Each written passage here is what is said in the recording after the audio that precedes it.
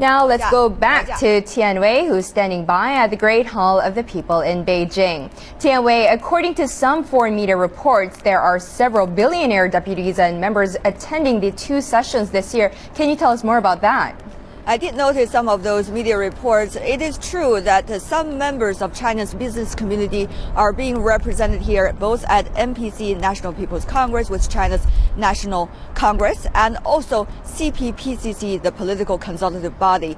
However, meanwhile, it also includes some of the top ones. For example, the owner of one beverage group in China, who is now the richest man, according to Hurun report, in China. However, one needs to point out very clearly that it is the goal, in fact, of NPC and CPPCC of having people from all walks of life representing all different kinds of social groups to come together so that they can compare notes and exchange communication in order to reach some effective and practical consensus. So that, to me, many of the deputies and CPPCC members here are not surprising. What is important here, it seems to be, according to them, is about the increasing wealth gap, though, that is going on in this country. One latest statistic I'd like to share with our audience here, according to Gini coefficient, which is the data widely used around the world to indicate the wealth gap of country, China's level already reached 0.48% compared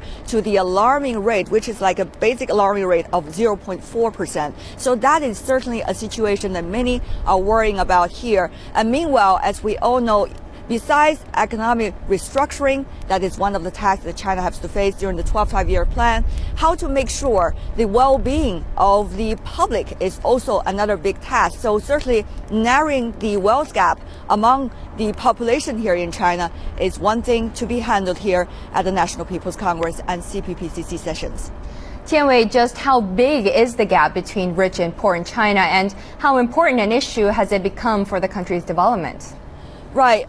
Well, some would suggest the gap has been quite large. According to some numbers that I got from media reports suggested by the State Bureau of Statistics, 0.03% of China's richest are now, in a way, grabbing about 60% of China's GDP. So it is a huge gap over there. But the policymakers and also the NPC deputies and CPPCC members have clearly realized that challenge.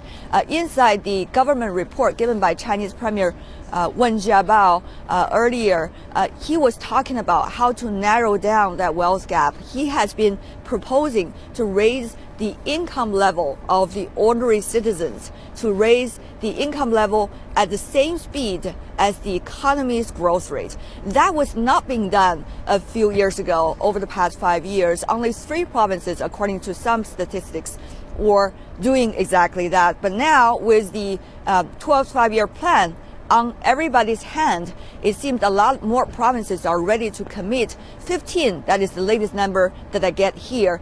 Their leadership have already saying that we are working on that issue. And meanwhile, of course, there are many other areas that China can work on in order to narrow the gap. Earlier in our report, we have already talked about the income tax, to raise the threshold of income tax so that people of middle and low income level would not have to pay too much tax. Meanwhile, there's also inheritance tax and also property tax. All of these can be used and mobilized in order to narrow the wealth gap in this country.